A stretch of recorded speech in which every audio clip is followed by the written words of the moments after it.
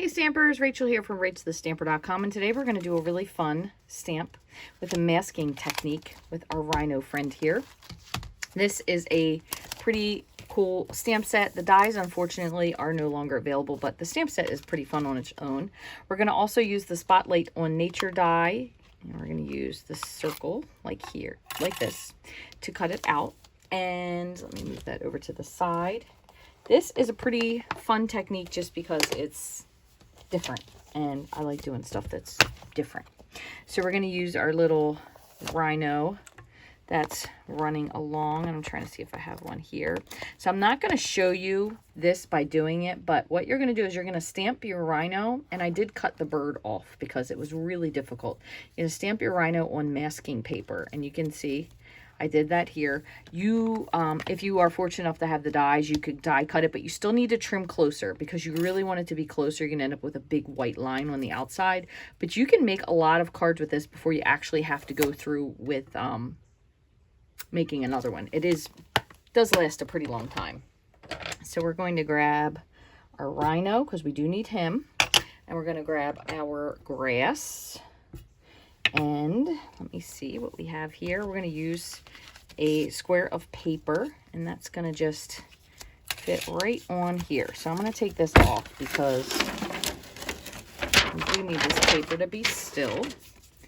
All right, so we're going to just start. Let's make sure I'm not in the frame there nicely. Is we're going to ink our Rhino with Memento black ink. We're going to kind of stamp him in the center, just like so. Okay, so that's done. Then what we're going to do is we're going to take the backing off of our mask. Just like that. So this gets thrown away. And then the best you can, you're going to just line this up over top. So again, if you do have the masks or the dies for this, oops, just messed that up just a little bit. You are still going to need to trim in just a little bit closer to get him to line up just where you want it. I just want to make sure his horn is covered because since his horn is white. And you could also, you could have, oh yeah, I don't know what I did when I stamped this. Did I do it? Did I goof it? You could also have him be a white Rhino if you don't want to color that much. It's up to you. All right, so you're just going to press that down. All right, so here is basically what you're going to do from here. It may seem like it's a lot of work. It's really not that much work. We're going to start off first with our blue. I picked boho blue for this, and just grabbing a blending brush, and we're going to blend because we want the sky. Dark, light, doesn't matter. You can have some white gappy spots. It's funny because someone at Stamp Club did this and they were like, "Oh, it looks like a very stormy sky." So maybe it is. That's okay. And you can see here's what my original looks like. This one I did a little bit better blending, and it almost looks like there's some clouds in the sky. Then we're going to go in with Garden Green, and we're going to stamp our grass.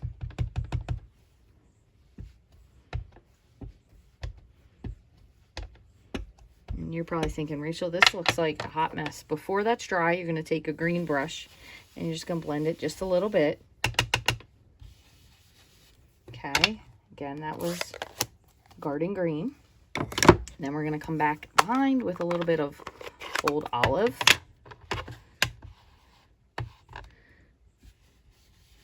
Just add a little tone variance there. Okay, so there's that. All right, and then smooth these off. This is where the magic happens, so this is going to make it fun. So then we're going to just very gently, and this is why I say you can use this over again. And at this point, because I was a little heavy-handed, our bird is going to be blue, so I'm just going to add some different color variances to him to give him some depth. Going to come through. Usually you can pick it up with your fingernail, but if you have a hard time, you could use a paper piercer or some other, you could use take your pick tool, and I'm trying to go ears up because I can definitely use this again. There you go. So what I usually do is then I'll just take my mask and I'll stick it in here so I can use it again. You can definitely use it again. Trust me, we used it a lot. So now we have this. And again, remember, we are going to die cut him. So I know this looks all crazy, but remember, this is all you're going to see. Okay. So I have a little bit of a spot here that's a little bit too light. So what I'm going to do is I'm going to grab my pool party, my dark pool party, and I'm going to just line the edge to kind of give a little bit of a shadow here. Okay, and you can also, if you want to do that, maybe do it right, like around the back of his behind, by his ears, because eventually it will, you're not really going to notice it as much. And I know you're probably thinking, sure, I'm not, but you will, I promise. It'll kind of fade into the background. Then what we're going to do is we're going to grab our light and dark gray granite. So what you want to do is, I usually start with the dark, but you can do what you want.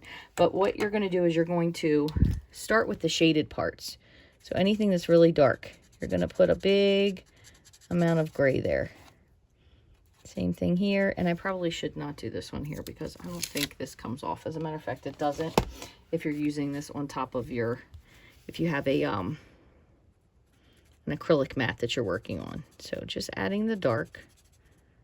Anything that kind of touches where his behind is, where his tail comes out. I'm going to make his tail darker. This little spot here. A little bit on the top, a little bit under, a little bit at his mouth. And I'm just going to go over it one more time. And the toenails.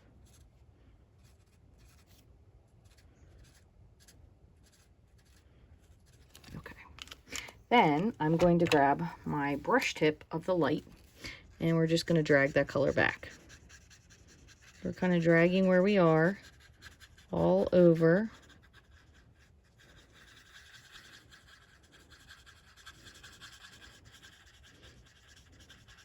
Now, not to say you're going to color crazy, because you do kind of want to stay in the lines. You don't want to color your grass, but you can kind of color a little bit willy-nilly, because as it dries, it will blend off a little bit.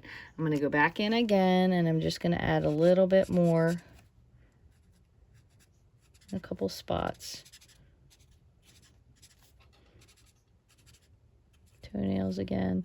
You could also do his toenails black if you wanted to. And make his ears a little bit.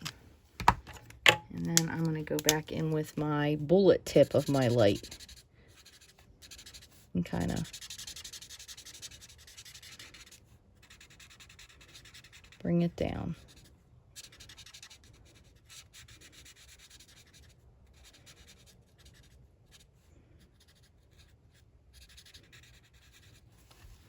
All right. Now, since I have a little bit of peeking grass here, I'm going to just go under with my marker tip or the brush tip of my gray, because you're really not going to notice it. It's going to kind of blend into the grass. And I have a little bit of there. And then the last thing I'm going to do once more is I'm going to come in with the bullet tip of my dark pool party, and I'm going to just add a little bit to the edge of his horn, because it will make the white stand out more with the blue on it. Because white doesn't really look white unless you add a color. You could also do it with the gray, so that's completely another color option, but that's what we're going to do. Then I'm going to take, oh, I forgot my bird. I forgot about him. What I'm going to do is I'm going to grab my pretty peacock, because I know that's a little bit darker than what we're using. And I'm kind of just going to hit his wing, hit his tail. You could do this with the blends too if you wanted to. Just like that. Just giving them a little bit of darker spots. And I'm going to grab my pecan pie. Let's see if I can just get his beak just a tiny bit. There we go. So if you would do a better job like I did in the beginning and not oversaturate your color, you can still keep him light enough, but I just went a little crazy, and that was my fault for going rogue on my blending. So then the only thing you want to do here is you want to see which way do you want, how much grass do you want. I kind of tried to keep the bottom of it out, but you can see right where I went, it was a little bit off. So I'm going to die cut it, and then I might come back in with a little bit of blending.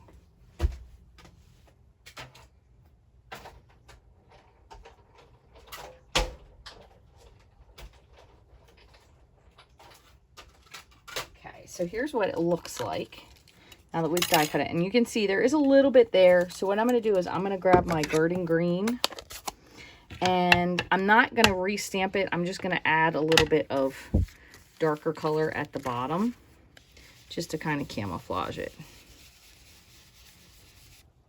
because it's not really going to matter in the grand scheme of things. It's probably not what people are going to notice, but just to kind of darken it up just a smidge. You could also do that at the top if you wanted to, but that's just up to you. And then finally, I do still have some little spots here, so I'm going to just pop these through. If you notice that you constantly have little pieces that don't come out when you die cut, there are two things you can try to do. First off, what you could do is you can run your die through with very cheap from the dollar store wax paper. It does work the best, and it kind of gives a little bit of a coating to your dies to help them release the paper a little bit. It does not do anything to your dies. I know people will say that it ruins. I have never had in 17 years, probably it's been longer than that now, I've never had an issue with my die. The other thing you can do if you don't want to do that is, instead of running, and I'll show you in 1 second after I get this last hole poked, what the other thing you could do is, if you can run your die upside down in your die cut machine. So normally when we die cut something, we'll put this down and we'll run it through. But if you put your die facing up, so what that would mean is you would have to center it. So if we were doing it like this, let's just put it back in here, and say we wanted it to be a certain way and we center it, what I would do is I would put it down, put a piece of washi tape, and then flip it over, because if your die cutting machine makes direct contact with your die, you get a better cut the first time, and a lot of times you will poke out all your holes and you won't have to worry about doing it more than once. But that's also just depends on what you do want to do with it. And I forgot one other thing I'm going to add. Where are you? I had one here. Maybe this is it. But you know, because he's a rhino and this is kind of like a fun thing, I did put a little bit of sparkle on his horn and kind of on the top of him. You can see it when you look at this card. It's got a little bit of shimmer to it. I don't know if you can or can't see that, but I just put a little bit on his horn just because I thought it was cute. You can see it on there on the top. It's really cute. Okay, so now all we have to do is assemble. And we do have to stamp one more thing. So we have to add a little sentiment to it, but we're going to put this together in the meantime.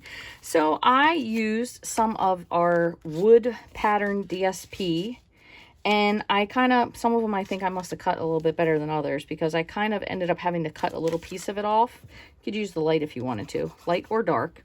This is, I believe it's an online exclusive paper. It's really cute. I'm always a sucker for a wood paper. So I might have to, no, that's close enough. I was going to say, I thought I'd have to nip that little piece off. And then I used some of the Brights colored DSP.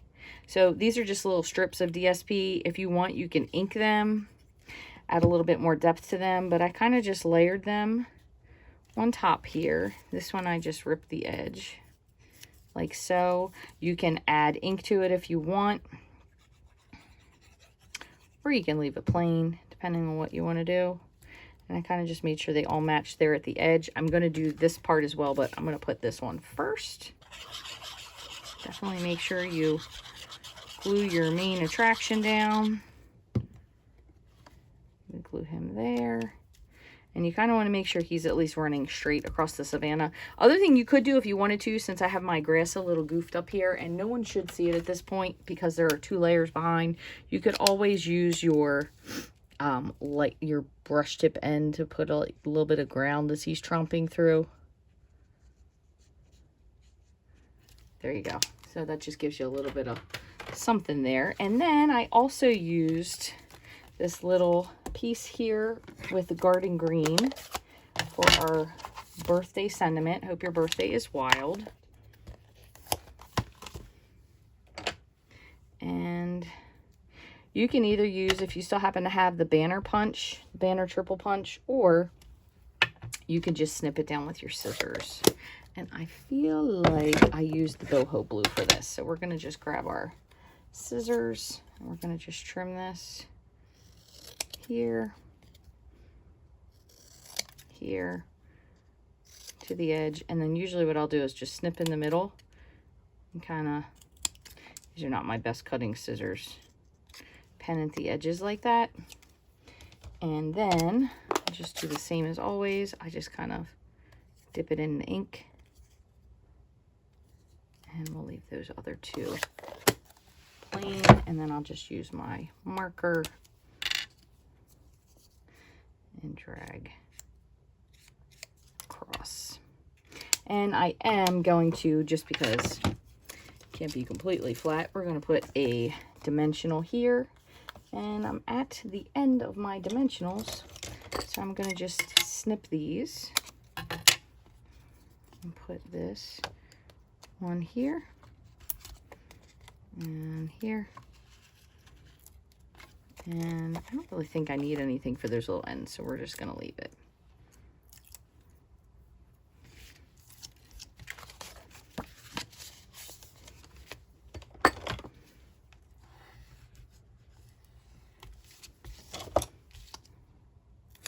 And we'll kind of just pop that right in the middle, wind up on the end.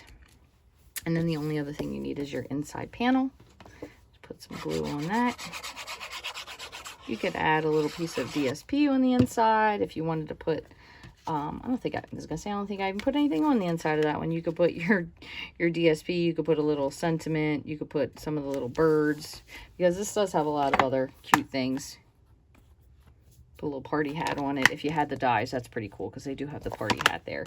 Pop some other little birds on there. But this Rhino is making it through the savannah in a storm, and the other one is on a bright sunny day. So hopefully that makes you guys laugh. Thank you so much for joining me today. I hope you have learned something new here in Stamping with me. If you have any questions, as always, feel free to leave me a comment here on YouTube. You can send me an email to ask questions, whatever works best for you. If you haven't already, I would love for you to like, subscribe, and follow here to the channel if you have a friend you think would like this video. There are probably, I think I have over 730 videos on here now, which is also just as surprising to me as it is to you. So I'm sure you can find something for any stamp set you have, old or new. And I hope to see you real soon. If you'd like to get any of the products here, all you do is click below in the description and it will fill in the rest of the information for you, like the blog post with the measurements, and then below are all the items. If you click on them, it'll take you directly to them in my online store. Thank you so much for watching. I hope you have a wonderful rest of your day.